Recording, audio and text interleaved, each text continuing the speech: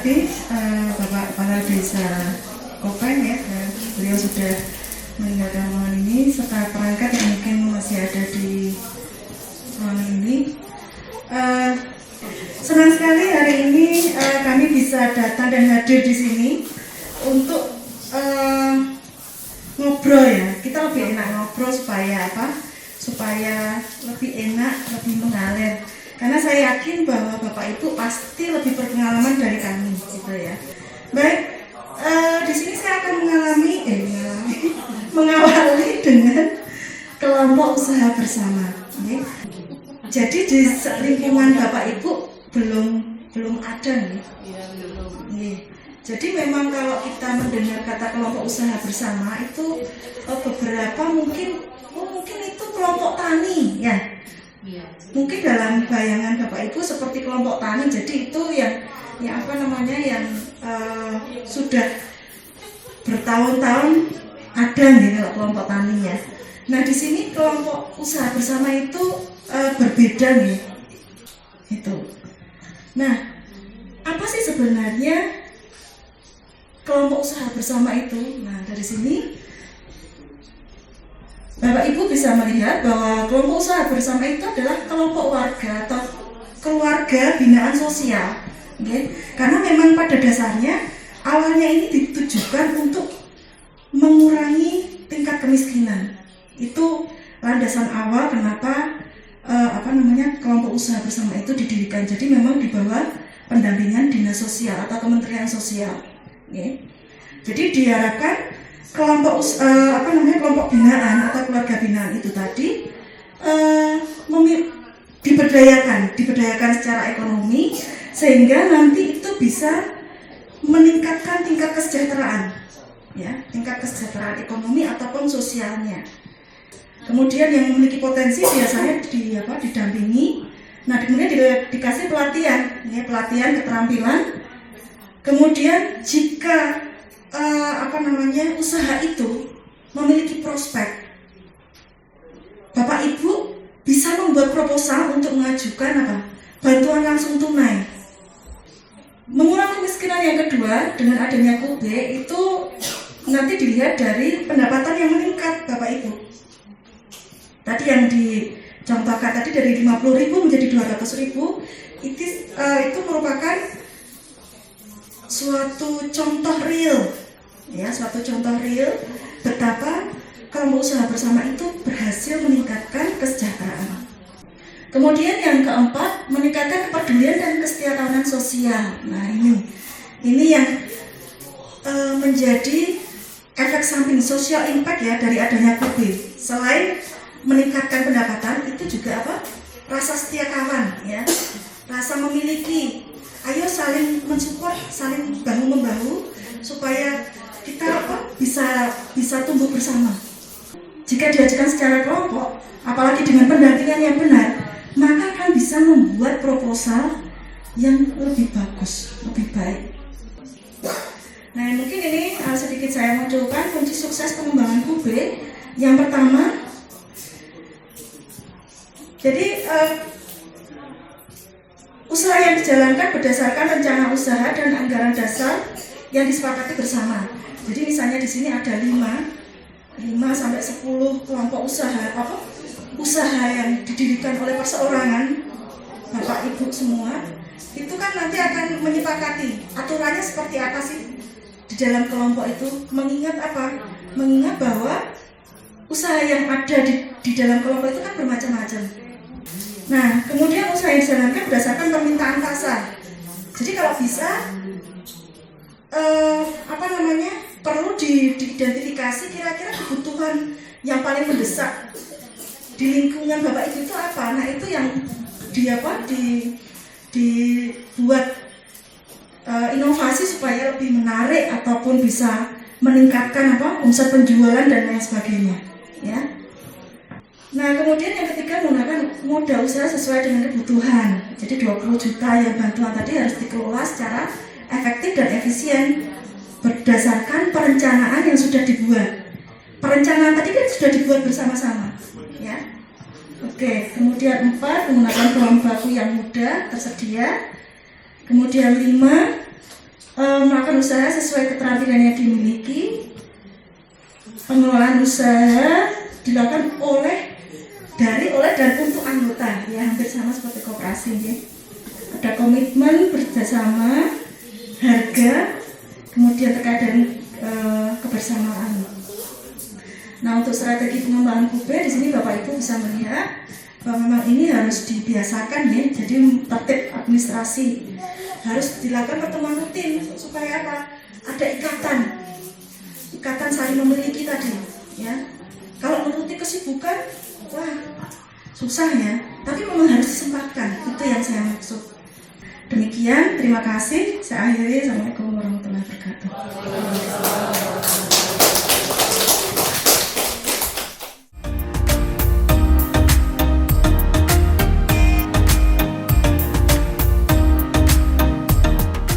Assalamualaikum warahmatullahi wabarakatuh.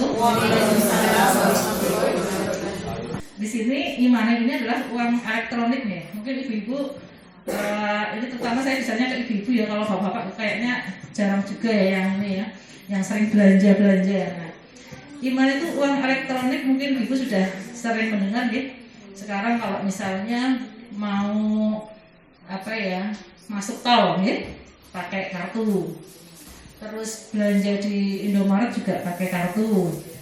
Terus misalnya kalau di tempat-tempat parkir ya, pakai kartu ya, itu e-money. Terus ada juga yang namanya e-wallet ya, dompet nih. Jadi uangnya di yang kita simpan ya, dalam bentuk seperti, sebenarnya kalau misalnya kita bicara belanja online gitu ya, itu sudah familiar gitu ibu ya. Familiar, belanjanya apa? Online gitu. Online-nya lewat mana? Nah, itu kita sering mendengar itu pada saat kemarin pandemi ya. Nah, belanja online. Mengapa kita perlu menggunakan e-money ya, atau uang elektronik ataupun yang jenis lainnya ya? Sebenarnya kan itu juga untuk menjaga keamanan ya. Jadi selain untuk keamanan ya, kita bisa berbelanja tanpa repot-repot membawa uang. Jadi selain tadi keuntungannya itu ya, mungkin aman gitu ya, nggak perlu bawa uang di mana-mana, di dompet atau di mana gitu ya, transaksi bisa di mana-mana. Ya, coba Bu, sambil tiduran kita bisa belanja, gitu Bu? Ya, belanja sampai jutaan, padahal cuma di kamar aja tidur ya, tahu barangnya pada datang gitu ya. Nah, kalau belanja sekarang di mana-mana itu Bu, tinggal scan barcode gitu ya, scan barcode aja, nanti kita nggak perlu bawa uang, udah scan. Nah, kalau tadi e-money itu mudahnya itu Bu ya, tidak perlu menggunakan PIN ya, pakai PIN itu ya, kayak ATM itu ada PIN-nya. Kalau yang wallet tadi ada PIN-nya, menggunakan PIN ya. Jadi kalau e-money tadi misalnya e-tol itu kan kita nggak perlu pakai PIN ya, itu lebih mudah. Sebenarnya itu memang untuk memudahkan ya, memudahkan dalam artian bertransaksi supaya aman kan begitu ya. Jadi menggunakan pembayaran ya, hanya menggunakan alat atau HP itu ya. Nah, nanti bisa digunakan untuk bertransaksi. Jadi lebih aman Bu. Tinggal nanti uang yang masuk gitu ya. Misalnya ibu-ibu, jadi nanti kalau misalnya punya usaha nih, nanti didaftarkan ke yang sudah ada kan, misalnya ke Grab atau ke ke Gojek gitu ya, nanti kemudian ke Shopee Food ya, misalnya yang punya usaha itu, ibu-ibu tidak memiliki mungkin ya, atau belum ya Bu ya, belum memiliki e-money atau wallet atau yang lainnya gitu ya di smartphone Bapak Ibu semuanya, tapi paling tidak tahu begitu, mengenal. Nanti pada saat pas jalan-jalan di luar gitu ya, ternyata banyak ya yang menggunakan alat-alat digital sekarang ini untuk bertransaksi. Paling tidak itu udah nggak heran, oh saya sudah tahu kok itu gitu.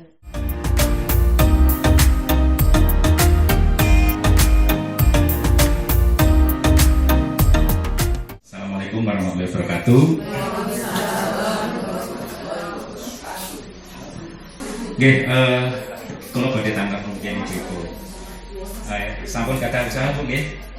Nggih, nah sakderengipun Ibu mikak usaha, Ibu ngetang riyen mboten Bu?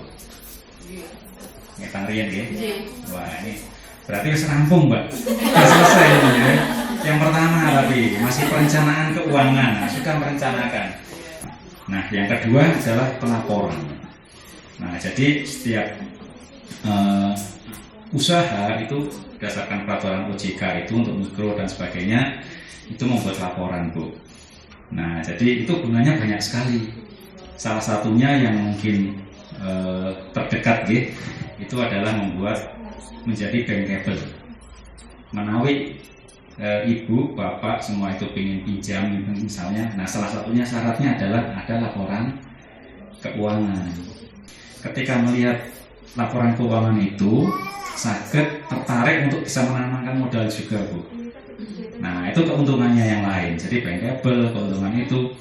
Nah yang selanjutnya pun misalnya nanti sudah lebih besar lagi, nanti ada pelaporan cara transparansi kepada stakeholder yang membutuhkan yang lain. Atau misalnya di situ ada anggota, misalnya punya anggota, ada penanam saham di sana. Nah dengan adanya laporan yang transparan, mereka sakit membuat mereka percaya. Nah, yang ketiga, setelah ada perencanaan, di situ ada pelaporan untuk pengembangan usaha. Nah, contoh Bu, mungkin dengan ibu-ibu nggih wonten menika. Nah, ini ada contoh.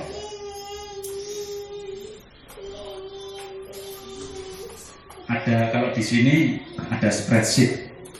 Ya macam-macam juga dengan ibu. Mungkin apa? Atau bisa dibuka aja Ibu. Ada spreadsheet, diklik. Nah ini contoh yang sudah saya buat Bu. Jadi simple mawon. Nah sampun dipikak Bu. Ngedrop aja Bu. Sama. Nah, jadi di sini ada lembar kerja istilahnya, nggih. Laporan keuangan sederhana mawon. Jadi pemasukan, ada pengeluaran, ada saldo, Bu. Tapi ada rincian-rinciannya. Ya, sederhana ngoten mawon, tinggal diketik ya. Paling kan seneng dolanan HP ngoten nggih. Nah, ini dicatat tanggalnya tanggal berapa, nanti ada itemnya napa mawon, penjualan atau pembelian ngoten nggih, bahan baku. Nanti ada saldonya, jumlah nanti cocok enggak.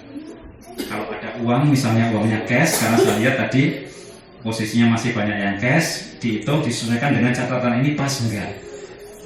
Jadi nanti kalau adik-adik ini mau buka usaha juga yang belum punya usaha, bisa dihitung dulu studi kelayakan bisnisnya, diperkirakan ini kira-kira modalnya berapa, nanti kira-kira laku piro untuk ngoporak. Yang kedua, setelah itu proses dicatat. Nah, ada beberapa laporan-laporan di dalam keuangan. Ya, secara detail nanti mungkin bisa kesempatan lain. Ustaz sanes menopo Bapak Ibu saged meresani wonten ing internet saat ini sudah banyak sekali. Apalagi kalau sudah menggunakan software yang otomatis gitu dari keuangan. Tinggal masukkan klik, nanti laporan semua sudah keluar sendirinya. Nah yang berikutnya lagi untuk pengembangan usaha itu juga sakit. Dari situ nanti kita akan tahu oh labanya sekian, mandek nopo boten ini. Nah kalau misalnya ada laba sekian, kira-kira ini bisa digunakan untuk membuka usaha lagi enggak nggih? Nah perlu nanti studi kelayakan bisnis lagi. Nah makaten dan tadi manfaatnya juga banyak. Tidak usah saya ulang.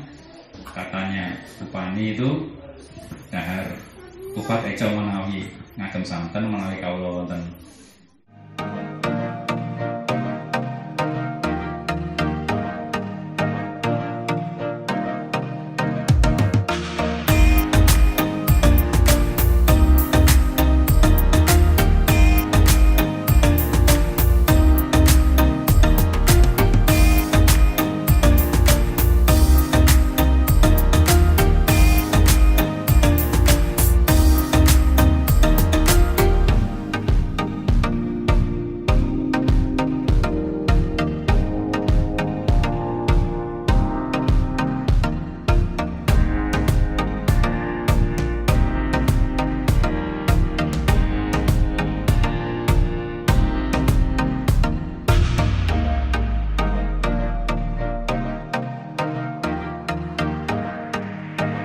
Harapan saya ke depannya bahwa ada kerjasama dari UNES dan Desa Kopeng. Semoga yang kuasa telah memberikan ridho dari Allah Subhanahu wa Ta'ala, dan nanti ke depannya untuk Desa Kopeng semakin tambah maju. Dan selanjutnya saya sebagai Kepala Desa Kopeng hanya mengucapkan beribu-ribu terima kasih kepada Ibu dosen dan rekan-rekan dari UNES yang mana telah memberikan bimbingan kepada petani di Desa Kopeng bahwa ini untuk menunjang ekonomi pembangunan di Desa Kopeng ini semakin hari tahun tambah maju. Harapan saya seperti itu, karena saya antusias bahwa Desa Kopeng ini yang saya sampaikan kepada rekan-rekan pertama kali dari perangkat desa dan tokoh agama, tokoh masyarakat. Saya antusias, saya pasti bisa jadi majunya Desa Kopeng.